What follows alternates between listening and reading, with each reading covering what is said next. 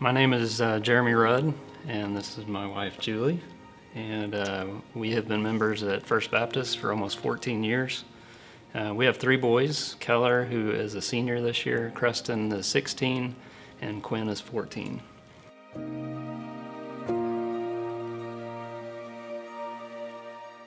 We grew up in the church, and so we knew we've got to find a church. That was our first priority because we knew that was going to be our family. So this is our home, our community. So we serve in preschool, which I dearly love.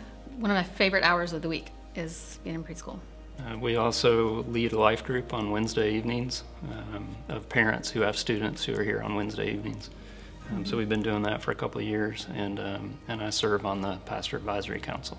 We both grew up in Christian homes, and were both taught by our parents the importance of tithing and giving back, knowing that, you know, out of obedience, because that's scriptural, also the blessing that we receive from giving back. So that was kind of something that we've always done from the time that we got married. We made a decision together to do that, and we've seen God bless through that. But what was really cool was through launch, God really taught us that it wasn't just about giving 10%, that really everything we have, not only our finances, but our possessions, our talents, our time, everything is His, and we're just managers of that. God really began to speak to us and show us kind of what that looks like, that next step of not just tithing a 10%, but, you know, just trusting God with everything.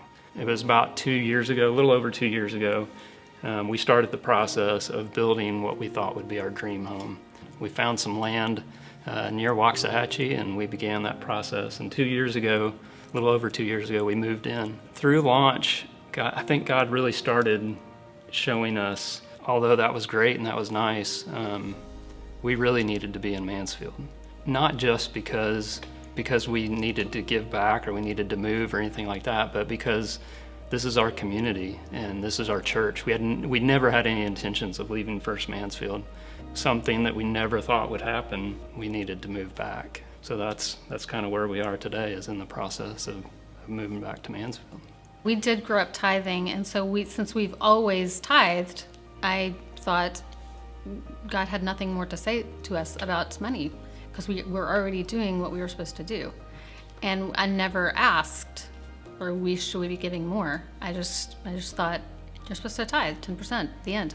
Through the launch series, it really challenged me to talk to God about that and always have that out on the table. What do you want to not just do with our money? How much do you want me to give? But like our time, how and where do you want us to be serving? That was the first challenge that came to us, was maybe what we're giving is not what we should be giving. God, in fact, did ask us to give more, and we committed to do that. So one of my favorite authors is Corrie ten Boom, and she said something that has always stuck with me. You should hold your things, your possessions, really loosely, and then it will not be painful if God needs to take those away. I didn't really think about that whenever we built our dream house, because I thought, well, God is leading us to do this. He wants us to be here, so He won't take that away. It turns out He did, and He did ask us to leave. But the thing about it is that I don't feel about it like I thought I would. I'm not sad or angry or bitter or anything. Like, I'm really walking away from this house with a smile, and I'm so happy for the people who are going to move into this amazing house. We have no idea where we're going to be living. We have no idea what the next step is, but I know that God's going to provide. You're not going to outgive God. We can give testimony of the fact that the more we have given, the more that we feel like we've gotten, not necessarily financially, but just He's blessed us through His presence and His comfort and peace and provision. It's real easy when you think about the things of this earth to, like Julie was saying, to hold on really tight. And when you start looking at things with an eternal perspective, we have an opportunity to invest in eternity and to be a part of something that God's doing.